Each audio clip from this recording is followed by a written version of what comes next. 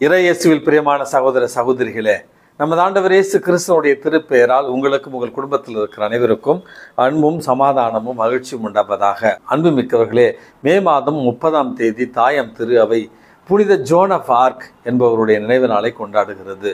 அன்பு மிக்கவர்களே, என்னுடைய வாழ்க்கையில் எனக்கு மிகவும் பிடித்த புனிதர்களில் இந்த பிரான்சு தேசத்தை சார்ந்த புனித ஜோன் ஆஃப் ஆர்க்கும் முக்கியமானவர். இவர் பிறந்தது திருச்சபையினுடைய வரலாற்றில் 15வது நூற்றாண்டில்.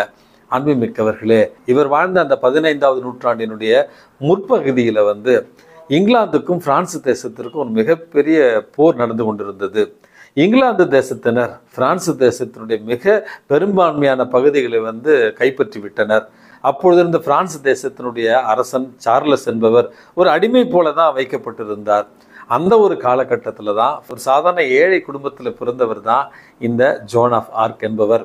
இவருடைய தந்தையின் மூலமாக இங்கிலாந்து தேசத்திடம் பிரான்சு தேசம் அடிமைப்பட்டு கிடக்கிறது என்கிற அந்த செய்தியை அறிந்த இவருடைய உள்ளம் அதிகமாக பாதிப்படுகிறது. மிக இளைய வயதிலேயே நற்கருணையின் மீது அளவற்ற பக்தியையும் இயேசு கிறிஸ்துவிடத்தில் தனிப்பட்ட முறையில் பேசுகிற ஒரு வரத்தையும் பெற்றிருந்தார் இந்த சிறுமி ஜோன் ஆஃப் ஆர்க். அன்புமிக்கவர்களே, அடிமைப்பட்டு கிடக்கிற பிரான்சு தேசத்தை மீட்டெடுக்கிற பணி தான் இறைவன் தனக்கு கொடுத்திருக்கிற ஒரு பணியாக அவருடைய ஆழ்மனதில் பதிந்து விடுகிறது. அதனுடைய ஒரு காரணமாக அவர் பல்வேறு காட்சிகளையும் பல்வேறு குரல்களையும் தன்னுடைய ஆழ்மனதில் கேட்க தொடங்குகிறார்.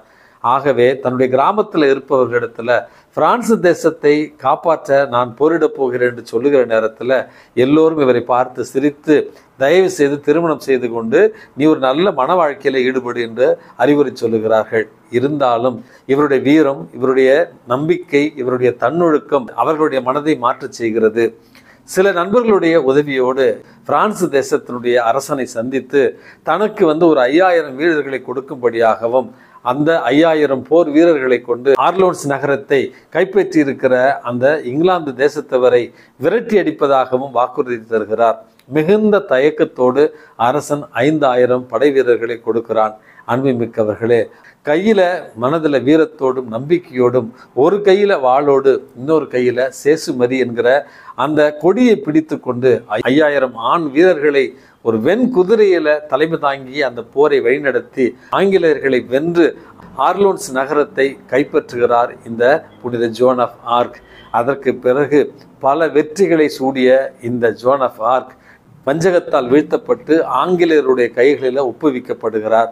அன்புமிக்கவர்களே, தெய்வீக பெண்ணாக கருதப்பட்ட இவர் ஆங்கிலேயர்களால் சாத்தானினுடைய ஆற்றலினால் தான் இந்த வெற்றிகளை பெறுகிறார் என்று தவறாக குற்றம் சாட்டப்பட்டு கழுமரத்தில் ஏற்றப்பட்டு உயிரோடு கொளுத்தி எரித்து கொலை செய்யப்பட்டவர் தான் இந்த புனித ஜோன் ஆஃப் ஆர்க். அன்புமிக்கவர்களே, இவர் வாழ்ந்தது 15வது நூற்றாண்டு. ஆனால் இவருக்கு புனித பட்டம் கிடைத்தது 20வது நூற்றாண்டு. இத்தனை ஆண்டுகள் கழித்து அவர் புனிதராக திருச்சபையில் உயர்த்தப்பட்டிருப்பது, பிரான்சு தேசத்தினுடைய பாதுகாவலியாக அறிவிக்கப்பட்டிருப்பது, பொய்யாக குற்றம் சாட்டப்பட்டு தண்டிக்கப்படுபவர்களுடைய பாதுகாவலியாக அறிவிக்கப்பட்டிருப்பது இந்த புனிதனுடைய பெயருக்கு இன்னும் மெருகேற்றுகிறது. அன்புமிக்கவர்களே, இத்தனை சாதனைகளையும் இந்த பெண் புனிதையானவள் ஜோன் ஆஃப் ஆர்க் செய்தது வெறும் 18 ஆண்டுகளில் தான். அவர் கொலை செய்யப்பட்ட பொழுது அவருக்கு வயது 19. அன்புமிக்க 10 பருவ பிள்ளைகளே, இளைஞர்களே, இளம்பெண்களே, தாய்நாட்டிற்காக தன்னுடைய விசுவாசத்திற்காக இத்தனை போராட்டங்களை எதிர்கொண்டு இன்றைக்கு இளைஞர்களுடைய பாதுகாவலியாகவும் இன்றைக்கு இளம் பெண்களுடைய ஒரு பாதுகாவலியாகவும் முன் மாதிரிகையாகவும் இருக்கிற புனித ஜோன் ஆஃப் ஆர்க் அவர்களுடைய வாழ்க்கையை பின்பற்றி நாமும் விசுவாசத்திலும் வீரத்திலும் வளர வேண்டிய ஒரு கருத்திற்காக இன்றைக்கு மன்றாடி ஜெபிப்போம். அன்புமிக்கவர்களே, இன்றைக்கு கொடுக்கப்பட்டிருக்கிற நற்செய்தி வாசகத்தில் நமது ஆண்டவர் இயேசு கிறிஸ்து மறுபடியும் நேற்று கூறிய அந்த கருத்தினுடைய ஒரு தொடர்ச்சியைத்தான் நமக்கு தருகிறார்கள். அக்காலத்தில் இயேசு தன்னுடைய சீடர்களை பார்த்து இவ்வாறாக சொல்லுகிறார்: உறுதியாக உங்களுக்கு சொல்லுகிறேன், நீங்கள் அழுவீர்கள், புலம்புவீர்கள், அப்பொழுது உலகம் மகிழும், நீங்கள் துயர் உறுவீர்கள், ஆனால் உங்கள் துயரம் மகிழ்ச்சியாக மாறும் அப்படி என்று சொல்லி இந்த மனித வாழ்க்கையில இந்த மனித வாழ்வு என்பது இன்பங்களும் துன்பங்களும் நிறைந்த, சோதனைகளும் ஆசீர்வாதங்களும் நிறைந்த, இருளும் ஒளியும் நிறைந்த ஒரு கலந்த வாழ்வு தான் இந்த மனித வாழ்வு. இந்த மனித வாழ்வுல துன்பங்களை கண்டு நம்ம துவண்டு விடக்கூடாது. துன்பங்கள் நம்மை இறைவனிடமிருந்து பிரித்து விடக்கூடாது. துன்பங்கள் உடல் ரீதியாகவும் மன ரீதியாகவும் நமக்கு ஒரு மன அழுத்தத்தை கொடுக்கக்கூடாது என்பதை புரிந்து கொள்ளத்தான் இந்த வார்த்தைகள் கொடுக்கப்பட்டிருக்கிறது. நீங்கள் அழுவீர்கள், புலம்புவீர்கள், உலகம் உங்களுடைய துன்பத்தையும் உங்களுடைய அழுகையை கண்டு மகிழும். ஆனால் துன்பங்கள் இல்லாமல் நம்முடைய வாழ்க்கையில வெற்றி இல்லை, சிலுவைகள் இல்லாமல் நமக்கு கிரீடங்கள் இல்லை என்கிற உண்மையைத்தான் இன்றைக்கு நம்ம புரிந்து கொள்ள வேண்டும். அன்பு மிக்கவர்களே, வாழ்க்கையில துன்பங்கள் வருகிற நேரத்தில் நம்முடைய விசுவாசத்தை உறுதிப்படுத்துவதற்காகவே அவைகள் நமக்கு கொடுக்கப்பட்டிருக்கின்றன. கடைசியில தீமையை இறைவன் நிச்சயமாக வெல்லுவார் அப்படி என்கிற மன உறுதியையும் இன்றைக்கு நம்ம பெற வேண்டும்.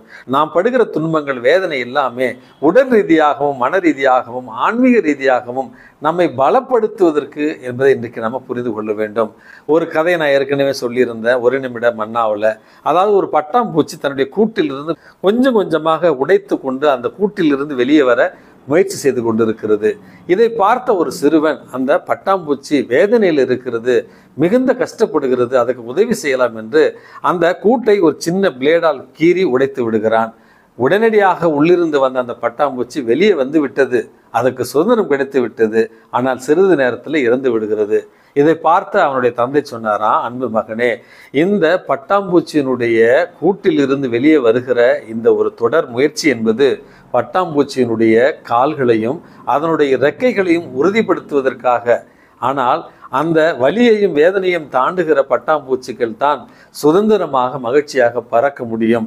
ஆனால் அந்த வலியையும் வேதனையும் தாங்காத பட்டாம்பூச்சியினுடைய வாழ்க்கை முடிந்துவிடும். அந்த பட்டாம்பூச்சிக்கு உதவி செய்கிறேன் என்று அந்த பட்டாம்பூச்சியை நீ கொன்று விட்டாய் அப்படி என்று சொல்லி, மனித வாழ்க்கையில கூட வலிகளும் வேதனைகளும் தான் நம்மை உறுதிப்படுத்தி வாழ்க்கையில அடுத்த நிலைக்கு கொண்டு செல்லும் என்பதை இறைவன் இன்றைக்கு உணர்த்துகிறார். இதை உணர்ந்தவர்களாய் துன்பங்கள் வேதனைகள் வருகிற நேரத்தில் அவைகள் நம்மை வலுப்படுத்துவதற்காக, திடப்படுத்துவதற்காக என்று ஏற்று அன்றாட வாழ்க்கையில தொடர் பயணம் செய்வோம். எல்லாம் வல்ல இறைவன், தந்தை, மகன், தூய ஆவி உங்களையும் உங்கள் குடும்பத்தில் இருக்கிற அனைவரையும் நிறைவாக ஆசீர்வதித்து பாதுகாத்து வழி நடத்துவாராக. ஆமென்.